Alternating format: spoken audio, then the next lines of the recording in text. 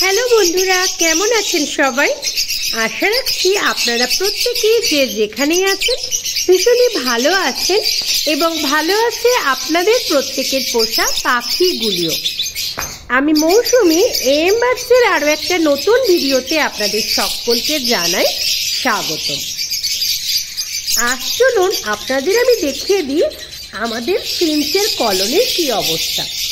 অনেকদিন ধরেই কিন্তু আমার দেখানো হয়ে ওঠেনি ওদের। আপনারা অনেকেই হয়তো ভাবছেন ফ্রিঞ্চগুলো তাহলে কি হলো। তো চলুন আজ আর কোনো দ্বিধাদ্বন্দ্ব কিছু রাখবো না, সোজা দেখিয়ে দেব ফ্রিঞ্চের কলোনিটা। তো চলুন আমার সাথে আপনারা দেখে নিন। এই মুহূর্তে আমি রয়েছি আমাদের ফ্রিঞ্চের কলোনিটার সামনে। প্রথমেই আপনারা পাখিগুলোকে খুব ভালোভাবে দেখে নিন। এখানে কিন্তু অনেকগুলোই বাসা দেওয়া হয়েছে।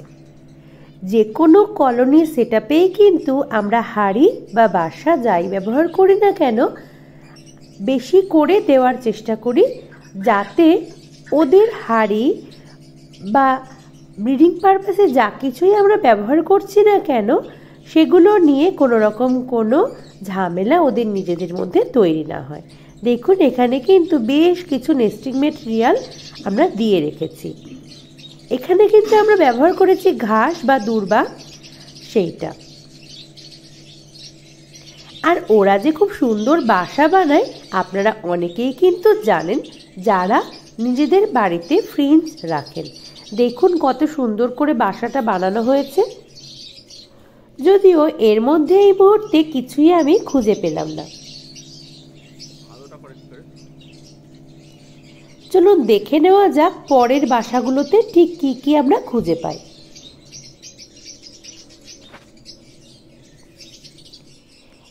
দেখুন খুব সুন্দরভাবে কিন্তু বাসাটা করেছে। এক্ষেত্রে বলে রাখি, আমরা যতটুকু বুঝতে পারছি তাতে করে এখানে কিন্তু 4টে মেল এবং 3টে ফিমেল রয়েছে। দেখুন একে একে কত সুন্দর করে তৈরি করেছে প্রত্যেকটা বাসায়।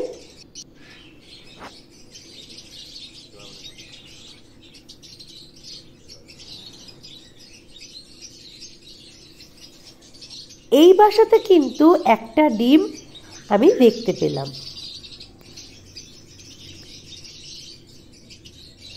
এতে খুব বেশি নেস্টিং মেটেরিয়াল নেই এবং ডিমও খুঁজে পেলাম না।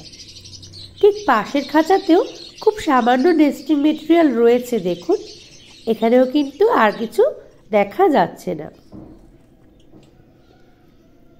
এই যে ঘরটা খুঁজে পেয়েছি, এখানে কিন্তু 2টো ডিম রয়েছে। ঠিক তার পাশের যে খাঁচাটা দেখালাম, বাসাটা দেখালাম, সেটা কিন্তু একেবারেই ফাঁকা। আরও কয়েকটা বাসা রয়েছে, তো চলুন সেগুলোই দেখে নেওয়া যাক। এইটা দেখুন কিভাবে বাসাটা করেছে। আরে বাহ, দারুণ তো। এর মধ্যে কিন্তু ডিমও দেখা যাচ্ছে, 4টে ডিম কিন্তু দেখা যাচ্ছে। আসলে জানেন তো, ফ্রিঞ্চের ডিমগুলো দেখতে যতটা বড় লাগে, ওগুলো কিন্তু কাছ থেকে বড্ডই ছোট, হাতে তুলতে যথেষ্টই ভয় করে।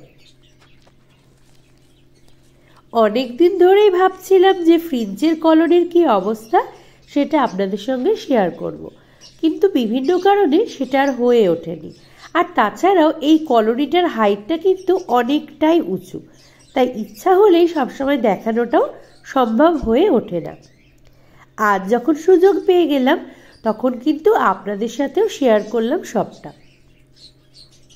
ব্রিডিং সিজনটা আমাদের প্রত্যেক ব্রিডারের কাছে ভীষণ প্রিয় একটা সময়। এটা দেখে নিশ্চয়ই আপনাদেরও ভীষণ ভালো লাগবে। এটাই শেয়ার করার ছিল আজ, তো তাই যতটুকু আমি দেখলাম সেই সবটা কিন্তু আপনাদেরকেও দেখিয়ে দিলাম। যেহেতু ফ্রিঞ্চ খুব ছোট্ট পাখি, আমার কিন্তু বেশ লাগে।